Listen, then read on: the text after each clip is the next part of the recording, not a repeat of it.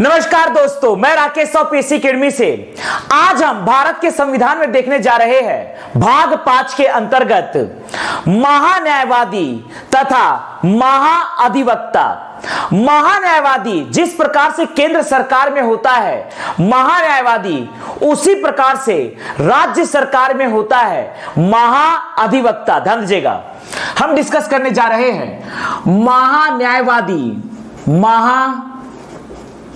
न्यायवादी attorney general of India वह राज्य सरकार में होता है, इसी प्रकार से महाअधिवक्ता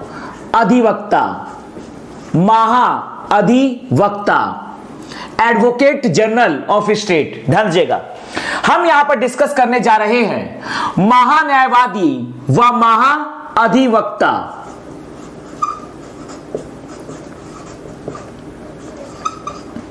ध्यान दीजिएगा, महान्यायवादी व महाअधिवक्ता।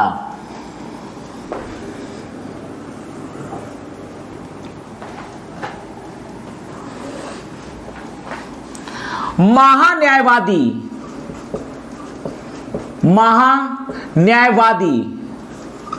Attorney general of India, the attorney general of India.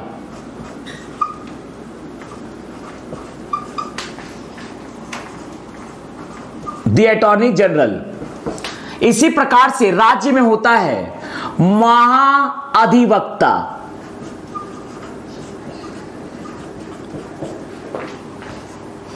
The advocate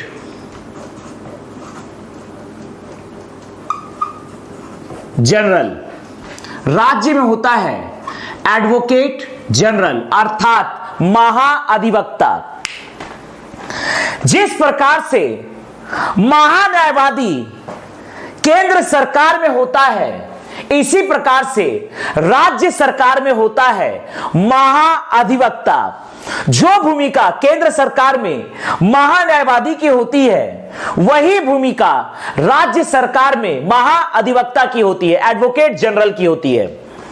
अनुच्छेद 76 में वर्णित है महान्यायवादी तथा अनुच्छेद 165 में वर्णित है महाअधिवक्ता। अनुच्छेद 76 में वर्णित है, अनुच्छेद 76 में वर्णित है महान्यायवादी। इसी प्रकार से अनुच्छेद 165 में वर्णित है महाअधिवक्ता। महान्यायवादी भारत का सर्वोच्च विधिक अधिकारी अर्थात कानूनी अधिकारी होता है।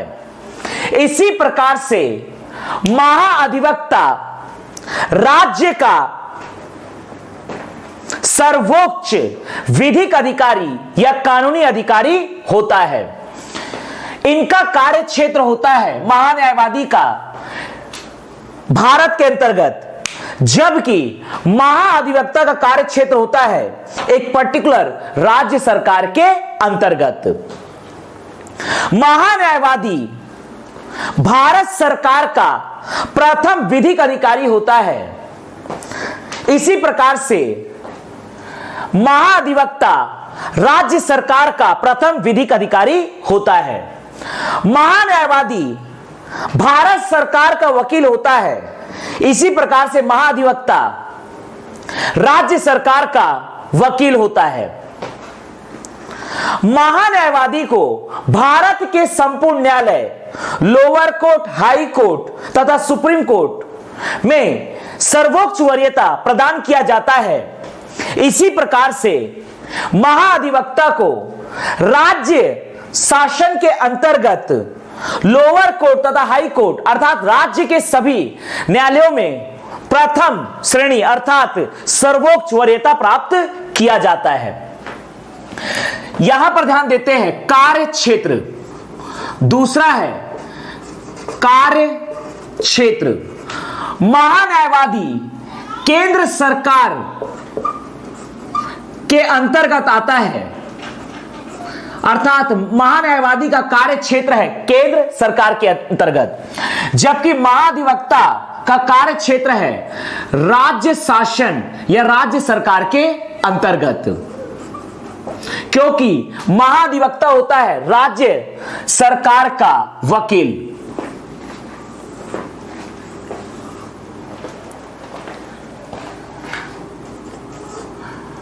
विधिक अधिकारी के रूप में महान्यायवादी भारत का सर्वोच्च विधिक अधिकारी होता है। महान्यायवादी भारत का सर्वोच्च विधिक अधिकारी या कानूनी अधिकारी होता है। विधिक अधिकारी या कानूनी अधिकारी होता है। इसी प्रकार से महाधिवक्ता राज्य का सर्वोच्च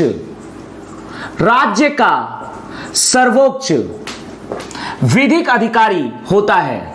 राज्य का सर्वोच्च विधिक अधिकारी होता है। राज्य का सर्वोच्च विधिक अधिकारी होता है या कानूनी अधिकारी होता है। ध्यान दीजिएगा, प्रथम विधिक अधिकारी, प्रथम विधिक अधिकारी महान्यायवादी भारत सरकार का प्रथम विधिक अधिकारी होता है। इसी प्रकार से महाधिवक्ता राज्य सरकार का प्रथम विधिक अधिकारी होता है। महान्यायवादी भारत सरकार का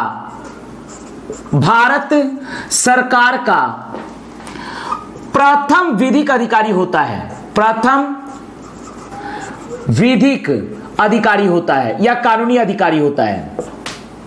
इसी प्रकार से महाधिवक्ता राज्य सरकार का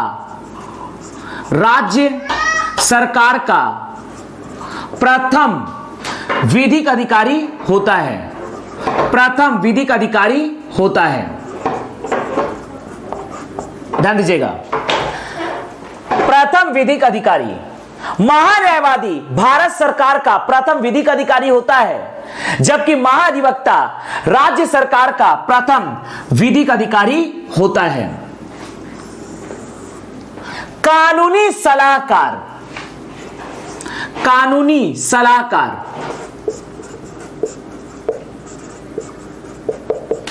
महान्यायवादी भारत सरकार का कानूनी सलाहकार होता है।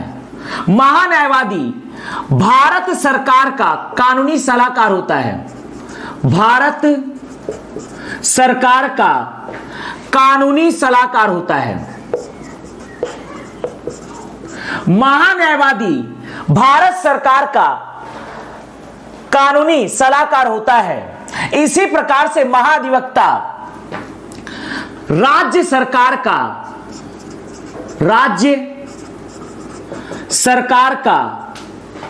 प्रमुख कानूनी सलाहकार होता है। कानूनी सलाहकार होता है। भारत सरकार का कानूनी सलाहकार होता है महान्यायवादी। इसी प्रकार से राज्य सरकार का प्रमुख कानूनी सलाहकार होता है महाधिवक्ता। महान्यायवादी भारत सरकार का वकील होता है। महान्यायवादी भारत सरकार का वकील होता है। महान्यायवादी भारत सरकार का वकील होता है। इसी प्रकार से महाधिवक्ता राज्य सरकार का वकील होता है। राज्य सरकार का वकील होता है। इसी प्रकार से महाधिवक्ता राज्य सरकार का वकील होता है। महान्यायवादी राष्ट्रीय तथा अंतर्राष्ट्रीय न्यायालयों में भारत सरकार का पक्ष रखता है, इसीलिए इसे भारत सरकार का वकील कहा जाता है। महान्यायवादी राष्ट्रीय व अंतरराष्ट्रीय, राष्ट्रीय व अंतरराष्ट्रीय न्यायालयों में भारत सरकार का पक्ष रखता है। भारत सरकार का पक्ष रखता है। इसलिए महान्यायवादी को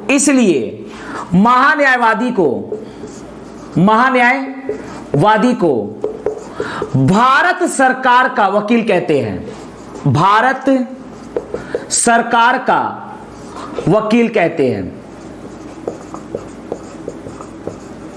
ध्यान दीजिएगा। इसी प्रकार से राज्य सरकार का वकील कहलाता है महाअधिवक्ता। महाअधिवक्ता राज्य व राष्ट्रीय न्यायालयों में, राज्य व राष्ट्रीय न्यायालय, राज्य से तात्पर्य है लोअर कोर्ट, हाई कोर्ट, जबकि राष्ट्रीय न्यायालय का तात्पर्य है सुप्रीम कोर्ट। महाधिवक्ता राज्य व राष्ट्रीय न्यायालय अर्थात लोअर कोर्ट, हाई कोर्ट व सुप्रीम कोर्ट में राज्य सरकार का पक्ष रखता है। राज्य सरकार का पक्ष रखता है। इसलिए महाअधिवक्ता को राज्य सरकार का वकील कहते हैं। राज्य सरकार का वकील कहते हैं। ध्यान दीजिएगा। महान्यायवादी को भारत के सभी न्यायालयों में उच्च वरीयता प्रदान किया जाता है। अगला है उच्च वरीयता, न्यायालयों में उच्च वरीयता। महान्यायवादी को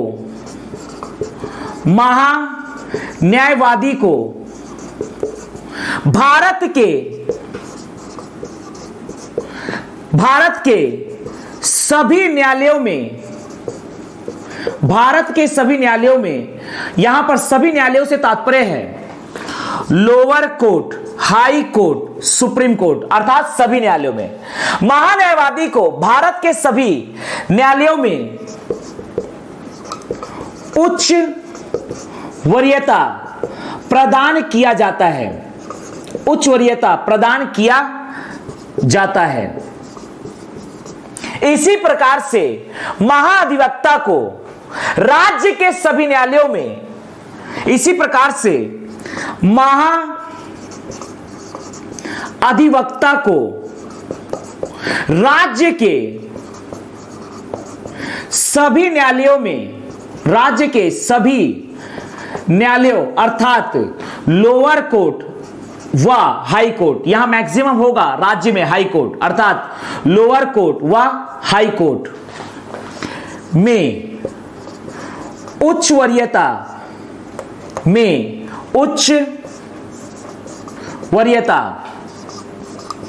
प्रदान किया जाता है। ध्यान दीजिएगा।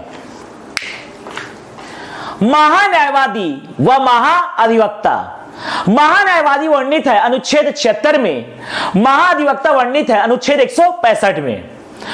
महान्यायवादी का कार्य क्षेत्र है केंद्र सरकार, जबकि महाधिवक्ता का कार्य क्षेत्र है राज्य सरकार के अंतर्गत। महान्यायवादी भारत का सर्वोच्च विधिक अधिकारी होता है।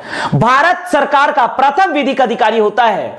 भारत सरकार का कानूनी सलाहकार होता है। भारत सरकार का वकील होता है। महान्यायवादी को भारत के सभी न्यायालयों, lower court, high court, supreme court में उच्च वरीयता प्रदान किया जाता है। महाधिवक्ता अनुच्छेद 165 में वर्णित है the advocate general of state, यह राज्य सरकार के अधीन आता है, अर्थात इसका कार्य क्षेत्र होता है राज्य शासन के अंतर्गत। महाधिवक्ता राज्य का सर्वोच्च विधिक अधिकारी होता है, राज्य सरकार का प्रथम विधिक अधिकारी होता है, राज्य सरकार का कानूनी सलाहकार होता है, राज्य सरकार का वकील होता है। महाधिवक्ता को राज्य के सभी न्यायालयों में अर्थात लोअर कोर्ट व हाई कोर्ट में उच्च वरीयता प्रदान किया जाता है। आगे देखते हैं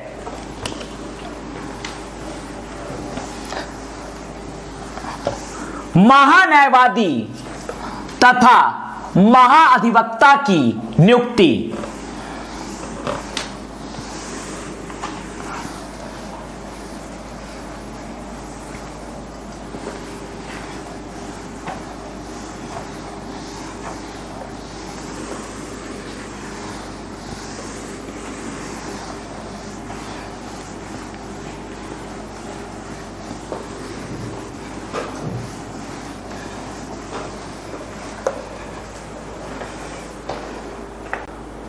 महान्यायवादी की नियुक्ति करता है भारत का राष्ट्रपति प्रधानमंत्री की सलाह पर। ध्यान दीजिएगा, अगला हम डिस्कस करने जा रहे हैं नियुक्ति। महान्यायवादी की नियुक्ति करता है भारत का राष्ट्रपति। महान्यायवादी की नियुक्ति करता है भारत का राष्ट्रपति। महान्यायवादी की नियुक्ति करता है भारत का राष्ट्रपति प्रधानमंत्री की सलाह पर। महान्यायवादी की नियुक्ति करता है भारत का राष्ट्रपति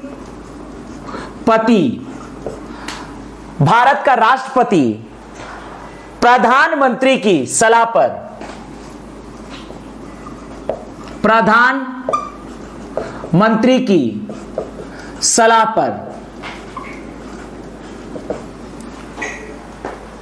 महान्यायवादी का कार्यकाल संविधान में तय नहीं है, लेकिन परंपरा के अनुसार महान्यायवादी का कार्यकाल होता है 3 वर्ष। लेकिन जब भी सरकार चेंज होती है तो सरकार अपने अनुरूप प्रशासनिक ढांचों में परिवर्तन करती है तथा नए महान्यायवादी को नियुक्त करती है। अर्थात इस प्रकार से हम कह सकते हैं कि महान्यायवादी चूंकि होता है भारत सरकार का वकील, इसलिए इसका कार्यकाल तय नहीं किया गया है, लेकिन परंपरा के अनुसार महान्यायवादी का कार्यकाल होता है 3 वर्ष। महान्यायवादी की नियुक्ति करता है भारत का राष्ट्रपति, इसलिए महान्यायवादी राष्ट्रपति के प्रसाद पर्यंत पद पर प्रतिष्ठित होता है। इसलिए राष्ट्रपति जब चाहे महान्यायवादी को उनके पद से मुक्त कर सकता है, अर्थात महान्यायवादी को उनके पद से हटा सकता है। इसी प्रकार से महाधिवक्ता की नियुक्ति करता है राज्य का राज्यपाल मुख्यमंत्री की सलाह पर। मुख्यमंत्री की सलाह पर। मुख्यमंत्री की सलाह पर।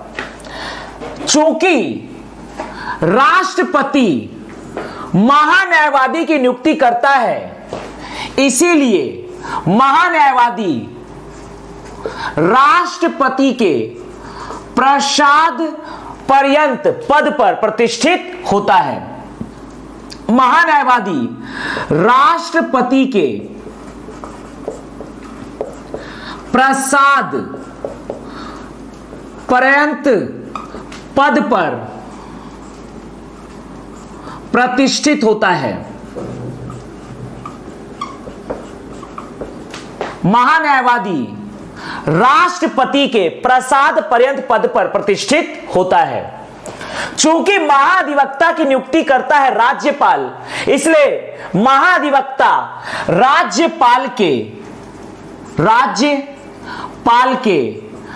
प्रसाद पर्यंत पद पर प्रतिष्ठित होता है। प्रसाद पर्यंत पद पर प्रतिष्ठित होता है।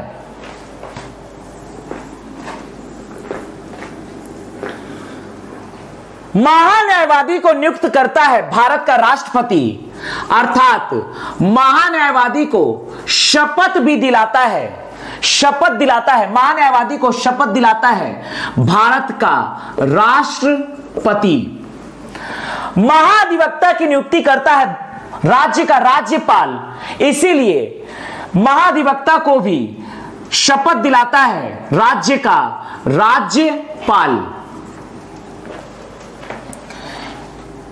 महान्यायवादी का कार्यकाल संविधान में तय नहीं है, इसी प्रकार से महाधिवक्ता का कार्यकाल भी संविधान में तय नहीं है। महान्यायवादी अपना त्याग पत्र सौंपता है भारत के राष्ट्रपति को, इसी प्रकार से महाधिवक्ता अपना त्याग पत्र सौंपता है राज्यपाल को, राज्यपाल को। महान्यायवादी का कार्यकाल होता है, महान्यायवादी का कार्यकाल तय नहीं है, कार्यकाल तय नहीं है, महान्यायवादी का कार्यकाल तय नहीं है, महान्यायवादी का कार्यकाल तय नहीं है। इसी प्रकार से महाधिवक्ता का भी कार्यकाल तय नहीं है, कार्यकाल तय नहीं है। लेकिन परंपरा के अनुसार महान्यायवादी का कार्यकाल, परंपरा अनुसार महान्यायवादी का कार्यकाल, परंपरा अनुसार महान्यायवादी का कार्यकाल होता है 3 वर्ष,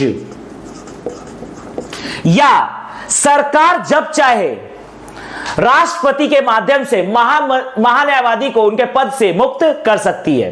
इसी प्रकार से राज्य में भी परंपरानुसार महाधिवक्ता का कार्यकाल होता है 3 वर्ष। लेकिन मैंने पहले ही कहा है, जैसे ही गवर्नमेंट चेंज होती है वो अपने अनुसार प्रशासनिक ढांचों में भी परिवर्तन करती है। नई बनी सरकार भी अपने अनुसार महाधिवक्ता को हटाकर राज्यपाल के माध्यम से नए महाधिवक्ता को नियुक्त करती है, यह उनका संवैधानिक अधिकार है। इसी प्रकार से यहां पर इसीलिए संविधान में महान्यायवादी का तथा महाधिवक्ता का कार्यकाल फिक्स नहीं किया गया है, ध्यान दीजिएगा। तो इस प्रकार से हम कह सकते हैं महान्यायवादी का तथा महाधिवक्ता का कार्यकाल तय नहीं होता है। अगला है योग्यता। योग्यता, यदि कोई किसी व्यक्ति को महान्यायवादी बनाना है तो इसमें एक महत्वपूर्ण योग्यता होनी चाहिए कि वह सर्वोच्च न्यायालय का न्यायाधीश बनने की योग्यता रखता हो। महान्यायवादी सर्वोच्च न्यायालय का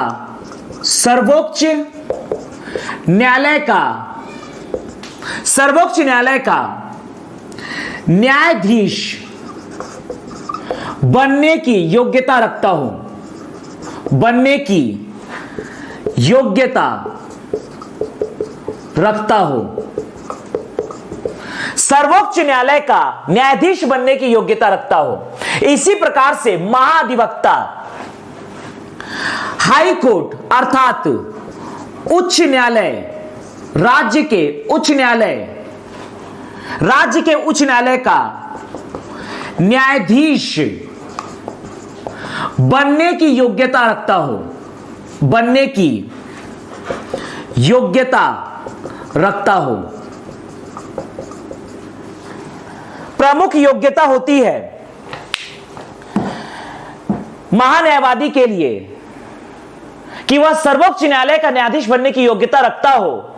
जबकि महाधिवक्ता के लिए है कि वह राज्य के उच्च न्यायालय का न्यायाधीश बनने की योग्यता रखता हो।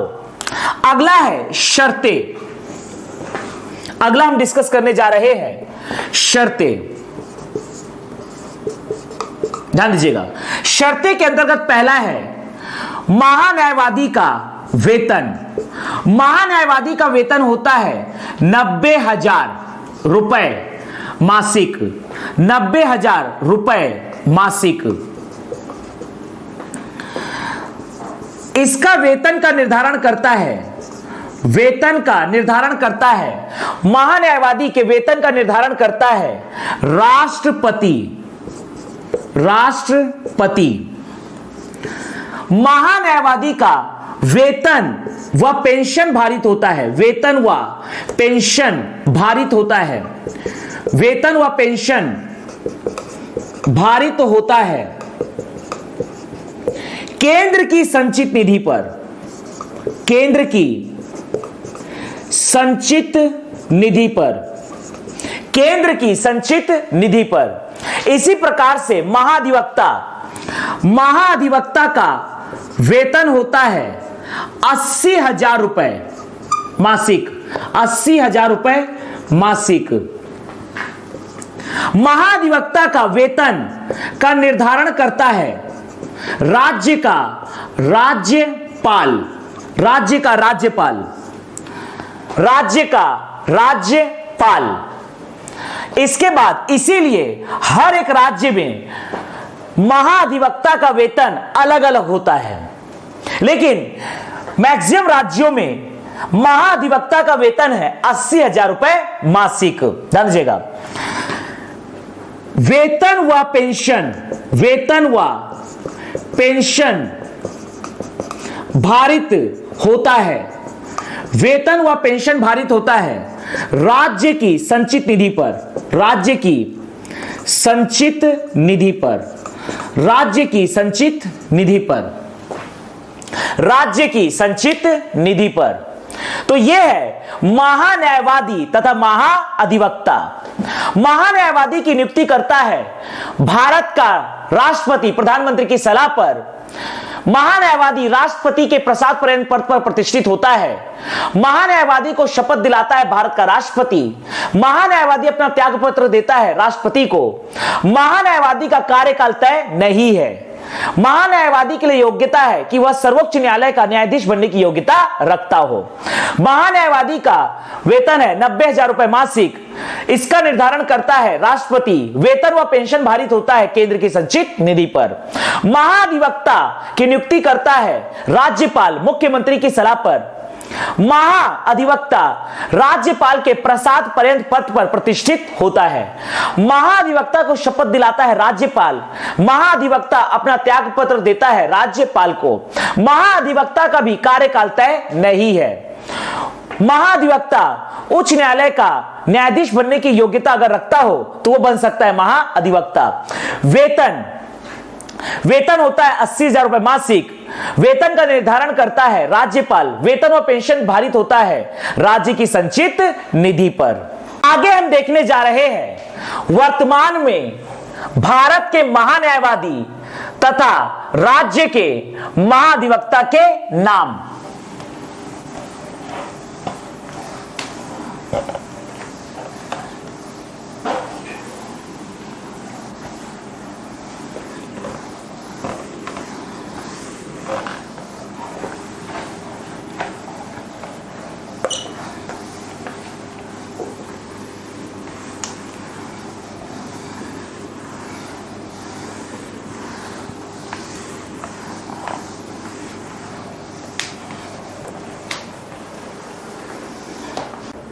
इसी में अगला है महान्यायवादी को उनके कार्यों में सहयोग प्रदान करने के लिए सॉलिसिटर जनरल तथा एडिशनल सॉलिसिटर जनरल की नियुक्ति की जाती है।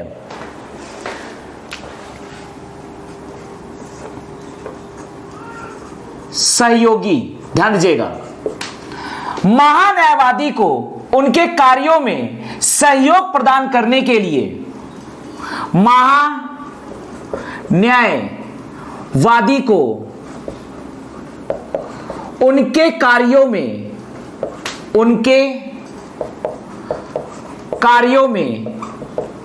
सहयोग प्रदान करने के लिए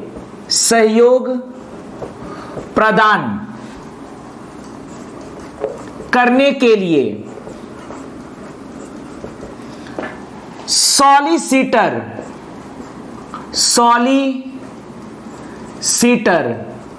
जनरल व अतिरिक्त सॉलिसिटर जनरल की नियुक्ति की जाती है। अतिरिक्त सॉलिसिटर जनरल की नियुक्ति की जाती है।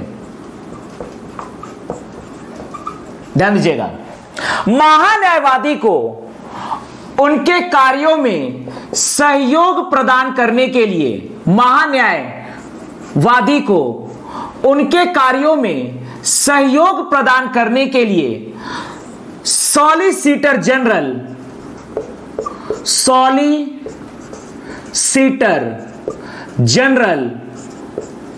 व अतिरिक्त सॉलिसिटर जनरल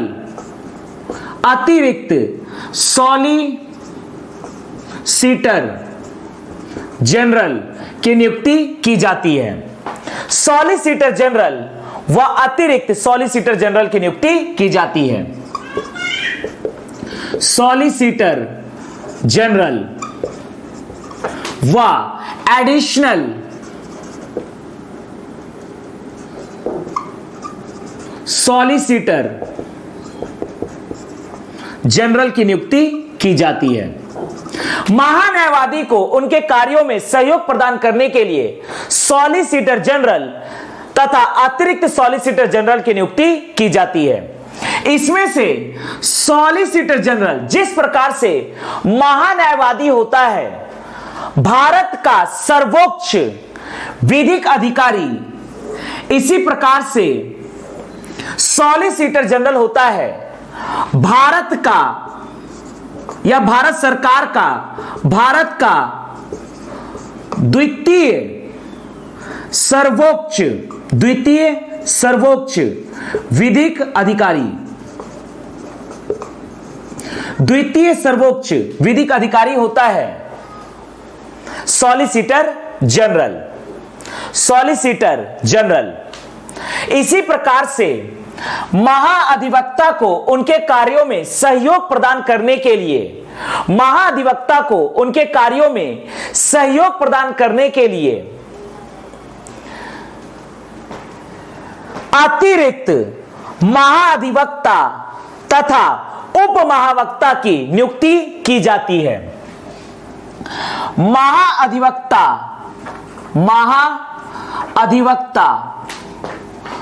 को उनके कार्यों में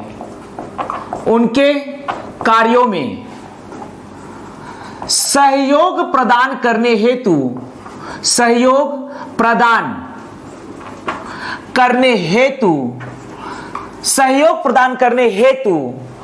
अतिरिक्त महाअधिवक्ता व उप महाअधिवक्ता की नियुक्ति की जाती है। ध्यान दीजिएगा, इसी प्रकार से महाअधिवक्ता को उनके कार्यों में सहयोग प्रदान करने हेतु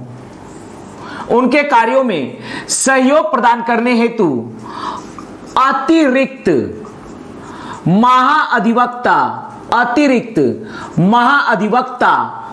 व उप महाअधिवक्ता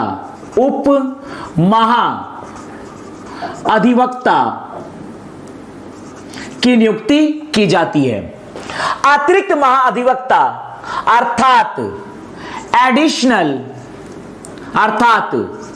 additional advocate, additional advocate general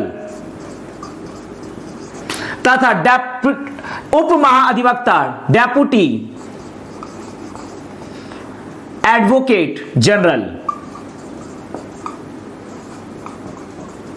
ध्यान दीजिएगा, जिस प्रकार से राज्य का सर्वोच्च विधिक अधिकारी होता है महाधिवक्ता, इसी प्रकार से राज्य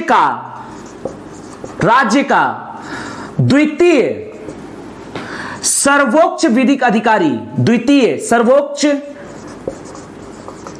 विधिक अधिकारी होता है अतिरिक्त महाअधिवक्ता। अतिरिक्त महाअधिवक्ता वरीयता के हिसाब से भारत का सर्वोच्च विधिक अधिकारी है महान्यायवादी, भारत का द्वितीय सर्वोच्च विधिक अधिकारी है सॉलिसिटर जनरल। इसी प्रकार से भारत का तृतीय सर्वोच्च विधिक अधिकारी, तृतीय सर्वोच्च विधिक अधिकारी यह है अतिरिक्त सॉलिसिटर जनरल। इसी प्रकार से राज्य का सर्वोच्च विधिक अधिकारी है महाधिवक्ता, राज्य का द्वितीय सर्वोच्च विधिक अधिकारी है अतिरिक्त महाधिवक्ता तथा राज्य का तृतीय सर्वोच्च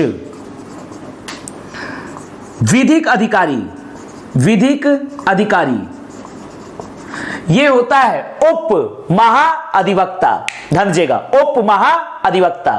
आगे हम डिस्कस करने जा रहे हैं वर्तमान में महान्यायवादी तथा छत्तीसगढ़ राज्य के महाअधिवक्ता के नाम।